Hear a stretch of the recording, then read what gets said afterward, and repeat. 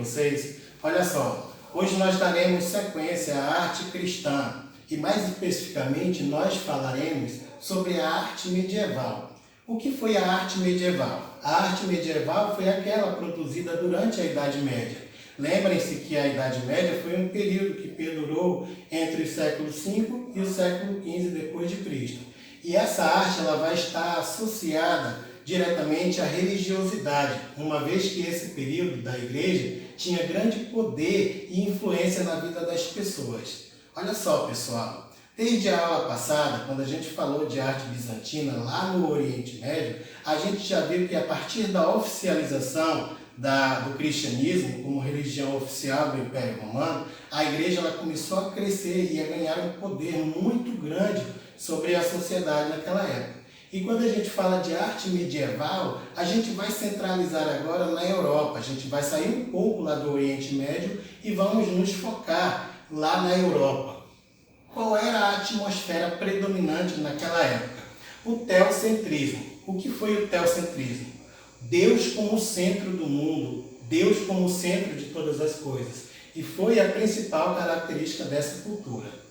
Subseguindo, a gente percebe que na era medieval predominaram dois estilos. Na Alta Idade Média nós vamos ter o estilo românico e na Baixa Idade Média nós vamos ter o estilo gótico. O estilo românico. A arte românica ela vai receber essa nomenclatura pelo fato de ser associada à cultura romana. Porque daqui a pouco a gente vai perceber que a maioria das obras, a maioria das manifestações artísticas daquela época, principalmente a arquitetura, vai lembrar muito os aspectos da cultura romana. O estilo românico foi desenvolvido durante os séculos XI e o século XII. Na arquitetura vai prevalecer a abóbada, os pilares maciços, os arcos de volta perfeita, fazendo muita menção à cultura romana, à cultura do Império Romano, que perdurou por muito tempo lá na Europa e também no Oriente Médio. A horizontalidade das construções representou uma importante característica desse período. A principal característica do estilo românico é o peso, não é? É a horizontalidade, é o aspecto maciço.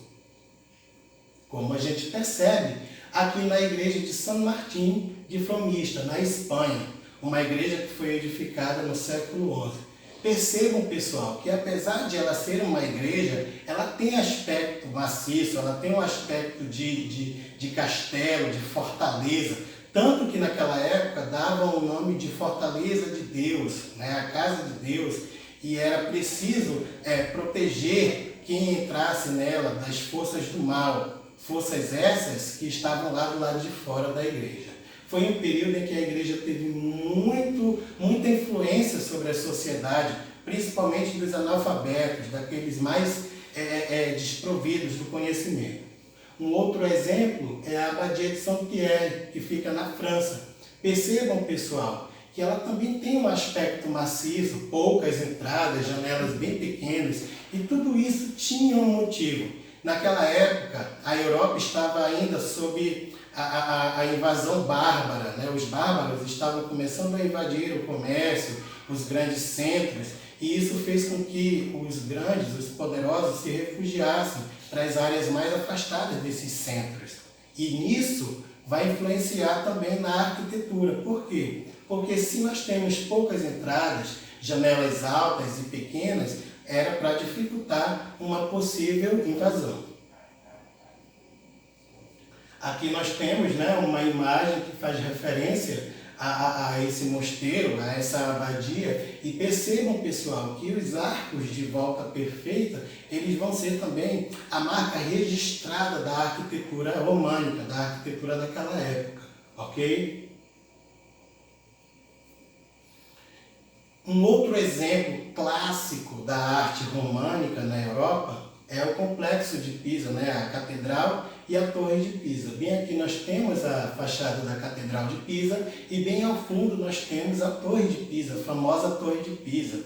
Aquela torre que está um pouquinho inclinada devido a uma falha na construção, um erro de cálculo, né, que possibilitou com que ela ficasse assim inclinadinha.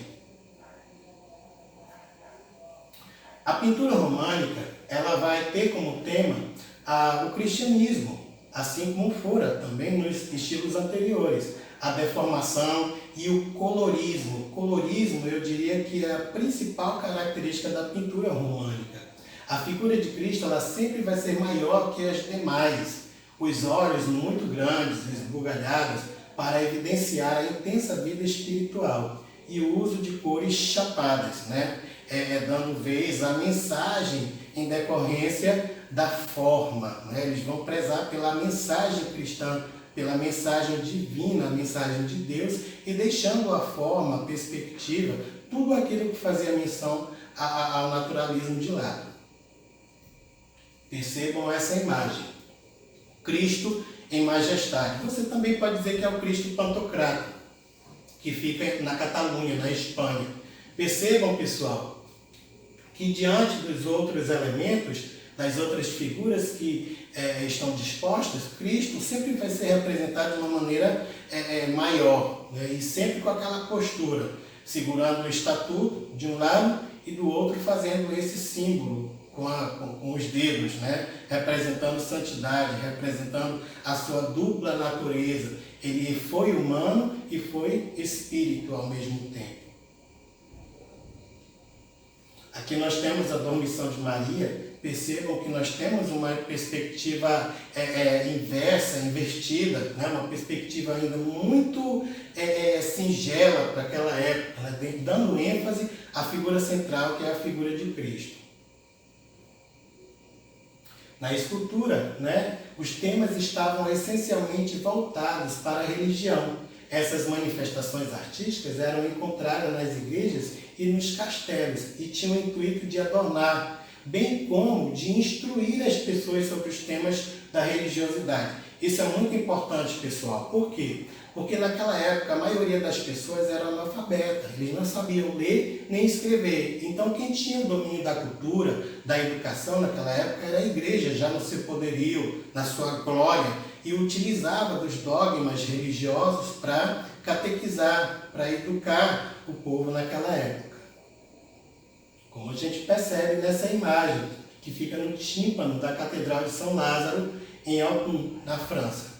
Percebam, pessoal, que mais uma vez nós nos deparamos com os famosos baixos relevos, que fazem parte desse clã da escultura românica. O tímpano é essa estrutura que fica sobre as portas das edificações românicas. Aqui nós temos um detalhe da fachada ocidental da igreja e abadia de Saint-Foy, que fica na França. Percebam, pessoal, que apesar de ser um espaço sagrado, um espaço religioso, um espaço cristão, nós temos muitas imagens de bestas, de demônios e até mesmo do próprio diabo, né? Como uma maneira de provocar o medo, o receio das pessoas daquela época de irem para o inferno. E isso as forçava a ir para a igreja cada vez mais. Um outro estilo muito comum na Idade Média foi o estilo gótico, já na Baixa Idade Média, já no finalzinho da Idade Média. O estilo gótico ele teve início ainda no século XII, né? Quando começam a diminuir as invasões bárbaras e com isso as edificações daquela época começam a ganhar entradas maiores, janelas maiores, já que as perseguições, as invasões diminuíram, então isso fez com que as construções tivessem mais entradas, deixando a claridade entrar, deixando a luz entrar, né? Um ar mais leve, mais vertical, enfim. Essa forma de construir foi chamada de gótico, nome que associava a sua aparência naquela época era considerado estranho, porque é uma estrutura que foi trazida pelos povos godos, o povo bárbaro.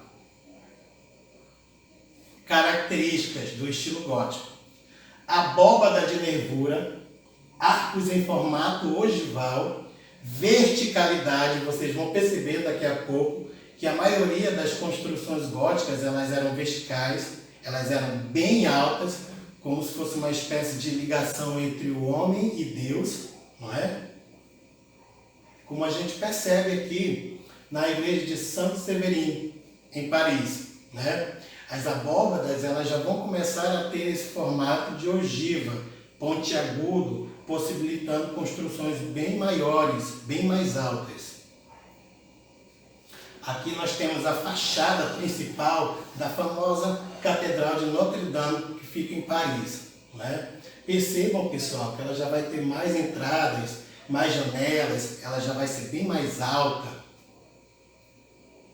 Aqui nós temos a vista norte também da Catedral de Notre-Dame em Paris, não é? Lembrem-se que a Catedral de Notre-Dame ela sofreu um grande incêndio no ano passado, em 2019, não é? E ela ainda está passando por um processo de restauração até hoje. Okay? A pintura gótica ela vai seguir o mesmo ideal de verticalidade. Percebam, pessoal, que as figuras elas também vão ser maiores, elas vão ser mais alongadas, né? Seguindo sempre essa questão da verticalidade. Na escultura também, a verticalidade, como a gente percebe aqui no portal régio da Catedral de Notre-Dame de Chartres, que fica na França. E um aspecto muito interessante da escultura gótica é a presença dos gárgulas e das quimeras, né, que ficavam nas fachadas das igrejas, né? Eram demônios que eram colocados na parte externa das igrejas, que era uma maneira também de trazer os fiéis para dentro da casa de Deus. E esses gárgulas, eles tinham também uma função, além de ser decorativo, eles tinham uma função também de jorrar a água da chuva, né? Canalizar essa água da chuva que geralmente saía pela boca dessas figuras, dessas criaturas. E para finalizar, nós temos, eu diria que a principal característica, a marca registrada do estilo gótico, que são os vitrais. Os vitrais eles foram fundamentais para a iluminação interna das catedrais góticas, né? Os vitrais eles eram formados por lâminas de vidros coloridos e que geralmente traziam alguma mensagem que narrava também as passagens bíblicas, as passagens da vida de Cristo, dos apóstolos, da Virgem Maria. A claridade entra pelas janelas do andar mais alto, pelas janelas das paredes das naves laterais e pelos grandes vitrais que ficam atrás do altar principal. Combinados a colunas delicadas, os vitrais também dão ao ambiente uma aparência de leveza e quebram a aparência de rigidez que foi muito comum lá na arte românica. Como a gente percebe nessa imagem, pessoal. Olha só a exuberância dos vitrais, né? A importância do vitral para a iluminação, criando uma espécie de atmosfera mística no interior das catedrais.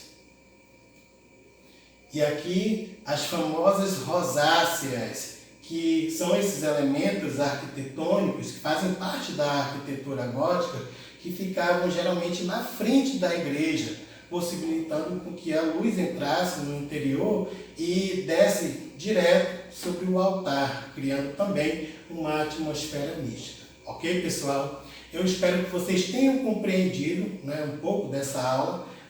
Levem em consideração a arte cristã desde lá da arte paleocristã, quando a gente começou a falar das primeiras formas de manifestação cristã da história, e façam essa comparação até o estilo gótico na Baixa Idade Média. Tá ok, pessoal? Eu vou disponibilizar o material para vocês na plataforma e também vou disponibilizar esse slide. Tchau, tchau e até logo!